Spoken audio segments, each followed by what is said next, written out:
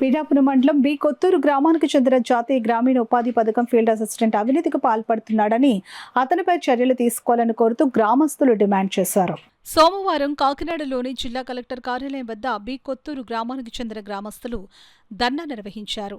Field అసిస్టెంట్ను తొలగించాలని వారు నినాదాలు చేశారు.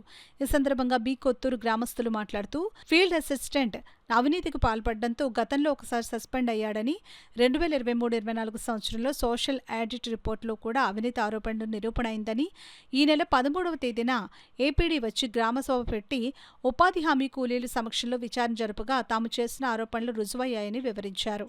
అవినీతిపరుడైన ఫీల్డ్ అసిస్టెంట్ను తొలగించాలని డిమాండ్ చేస్తున్నామని అన్నారు. దీనిపై కలెక్టర్ స్పందించి చర్యలు తీసుకోవాలని కోరుతున్నామని అన్నారు. లేని పక్షంలో గ్రామస్తులంతా తాడుపల్లికి వెళ్లి సీఎం చంద్రబాబుకు వినతిపత్రం అందిస్తామని వారు చెప్పారు. ఈ ధర్నా అనంతరం కలెక్టర్ను గ్రామస్తులు కలిసి వినతిపత్రం అందజేశారు.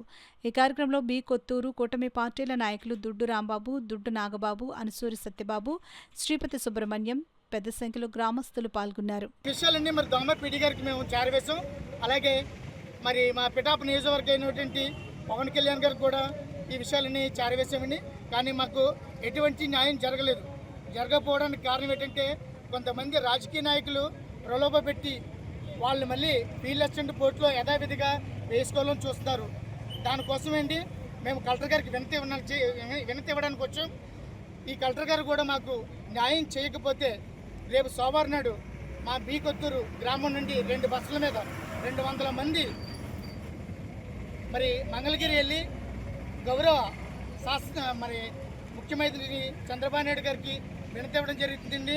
అలాగే కలెక్టర్ గారు కూడా ఈ యొక్క విషయాన్ని దర్యాప్తు చేసి మరి సమగ్ర దర్యాప్తు చేసి మా పిఠాపురం బి కొత్తూరు ఉపాధి హామీ పని చేసే ఉపాధి కూలీలకు అందరికీ న్యాయం చేసి వారిని సస్పెండ్ చేసి కొత్త ఫీల్డ్ అసిస్టెంట్ని మరి మాకు బి కొత్తూరు గ్రామానికి వేయవలసిందిగా మరి ప్రజలందరూ వచ్చారండి ఇక్కడికి. అలాగే గ్రామ నాయకులందరూ వచ్చారు.